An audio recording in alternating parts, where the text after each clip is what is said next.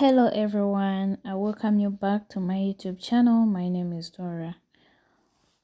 Today I'm going to discuss with you on how to scrub your feet at home. So the ingredients: you will need warm water, Dettol, powdered soap or laundry soap, apple cider vinegar, and this is optional. We need Johnson's baby oil or Vaseline or any oil of your choice. And the spatulas, we will need a foot scrubber and a towel. So the procedures: fill your basin with warm water until it's deep enough to cover your feet. Mix all the ingredients in a basin of warm water.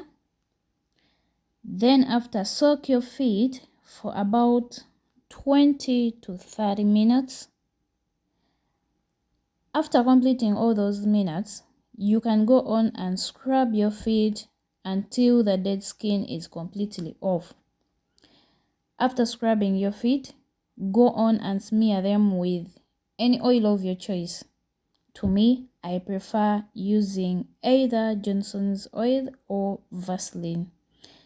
So this oil will help you or will help to moisturize your feet. Thanks for listening to me. Hope you've got or you've learned something from this video. See you in the next video. May God bless you.